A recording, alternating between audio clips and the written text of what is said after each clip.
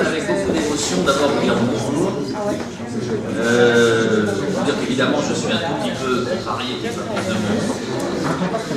Vous dire que je suis un peu contrarié parce qu'il n'y a pas plus de monde, mais je pense qu'il y en a peut-être d'autres qui vont arriver. Et vous faire une réflexion, j'allais dire, sur une idée d'Henri Besnut, dans une chorégraphie de Philippe Marr et dans une réalisation technique autour de vous. On a décidé de faire cette cérémonie qui nous paraît extrêmement importante parce qu'elle est le symbole d'un pas que vous venez de franchir, c'est d'être chirurgien, quelles que soient vos spécialités. Et ça, c'est une des traditions de l'Académie, c'est d'accueillir des chirurgiens de toutes les spécialités, des 13 DES, voire d'autres spécialités, puis vous savez qu'il y a d'autres sous-spécialités. Même si on est assez de notre génération, si vous voulez, partisan d'une formation très générale, parce que finalement on apprend beaucoup des autres spécialités pour sa propre spécialité, je souhaite que, malgré les maquettes parfois très, très stéréotypées, vous gardiez cet esprit de la pluridisciplinarité. Alors, c'est donc la première année. Notre vocation n'est pas de vous remettre un diplôme titre universitaire, parce que ça, vous l'avez eu, vous l'aurez, mais c'est surtout de vous accueillir au sein d'une maison qui s'appelle l'Académie nationale de chirurgie, qui a une vieille histoire, puisque, si vous voulez, son histoire remonte à Louis XIV, 1723, puis à Louis XV, Maréchal, la Péronide, des noms que vous avez entendus pendant votre internat.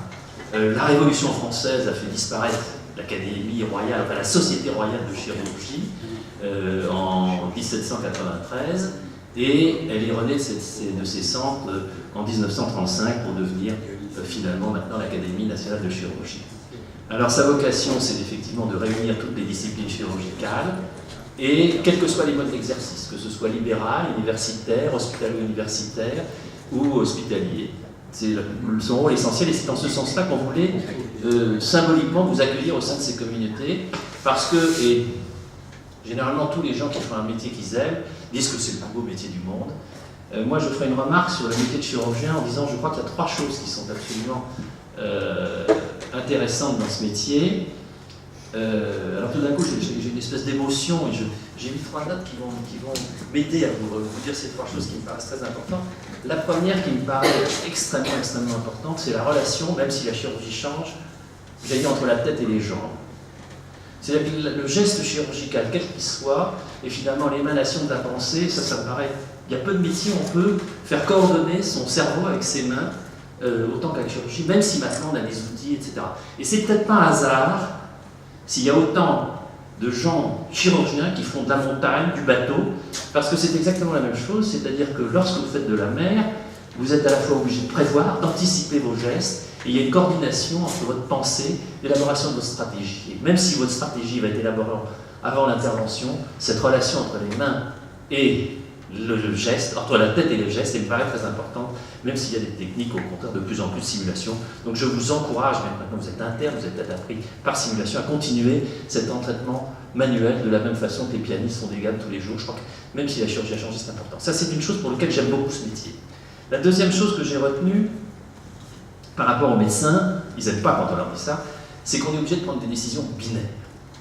C'est-à-dire que même s'il y a des RCP, même si la stratégie est faite, au moment où vous êtes en train de faire votre geste chirurgical, je me tourne vers les deux chirurgiens cardiaques, mais c'est exactement la même chose à droite à gauche, vous êtes à un moment qui peut être délicat, où il y a une décision à prendre, et on ne peut pas dire je m'en vais, je vais réfléchir. Alors certes, on sait bien qu'il y a des moments, notamment dans les damage, où on va mettre un champ, on va aller se coucher, puis on va revenir le lendemain. Mais en général, on a à prendre des décisions, et ce côté de décision binaire, on est seul, et ça c'est un des côtés absolument fascinants dans ce métier. Puis la troisième chose que j'ai beaucoup aimé dans ce métier, et je terminerai par ça, c'est finalement c'est la relation qu'on a avec les patients.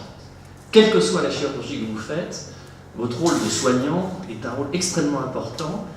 Et il apparaît évident lorsque vous faites notamment, je pense à de la cancérologie, vous verrez votre satisfaction, que ce soit justement en cancérologie, je pense même ceux qui vont faire de la chirurgie fonctionnelle, ceux qui vont faire de l'ophtalmologie, ceux qui vont faire... Vous imaginez ce que c'est pour quelqu'un qui ne voit pas de revoir, partir de la cataracte, c'est ça. Vous imaginez pour quelqu'un qui a un cancer que vous faites vivre et qui vous envoie chaque année une lettre en vous disant merci monsieur. Vous imaginez, je me tourne vers Henri Besnut, pour un transplanté hépatique qui va vivre 20 ans et qui vous dit si vous n'étiez pas là, il dit et ça, je crois que cette relation, c'est difficile parce qu'on peut en tirer le défaut qu'on a les chirurgiens, c'est, je ne peux pas ne pas le dire parfois, l'ego, la mégalomanie, etc. Mais c'est quand même éléments extrêmement satisfaisants de notre métier. Et la difficulté que vous allez avoir, c'est que comme votre métier va être de plus en plus vraisemblablement technique, avec de plus en plus d'outils, ne perdez pas cette relation médecin-malade. Moi, j'ai souvent dit au moment où j'ai pris ma retraite que ma plus grande satisfaction, c'est mon tiroir de gauche.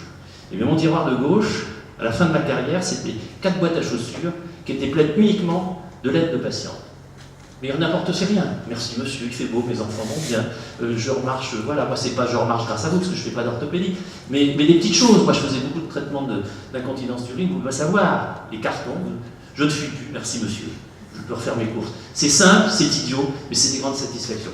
Donc vous avez fait un beau métier, vous avez choisi un très beau métier, et c'est dans cet esprit-là qu'on voulait vous accueillir ici, parce que je crois que vraiment, c'est un choix, même si on est dans un contexte difficile, même si il y a le burn-out hospitalier, même si je crois que si vous avez choisi ce métier, vous allez être heureux, et quelle que soit la spécialité que vous avez choisie. Alors vous allez, moi je vais m'arrêter là. On a décidé donc de vous remettre je vais donner la parole au secrétaire général, je crois, puisqu'on a décidé de vous remettre un accueil au sein de l'académie. Je terminerai donc en disant que vous allez voir, c'est difficile, on ne peut pas venir à l'académie quand on travaille, parce que les séances de l'académie c'est le mercredi, mais vous essayerez quand même de venir parce que c'est, je crois, extrêmement enrichissant, et sachez que vous serez toujours bien accueillis, et que surtout, vous aurez des moments dans votre carrière, sûrement il y a des carrières très différentes, certains sont hospitalo-universitaires, d'autres font peut-être que de la recherche, d'autres vont s'installer en ville, peu importe, mais je crois vraiment que vous serez toujours les bienvenus, et que le but de cette maison, c'est d'accueillir tous les chirurgiens, quelle que soit leur spécialité, et quel que soit leur mode d'exercice, et je donne la parole à notre secrétaire, M. Philippe Matt. Merci, monsieur le président.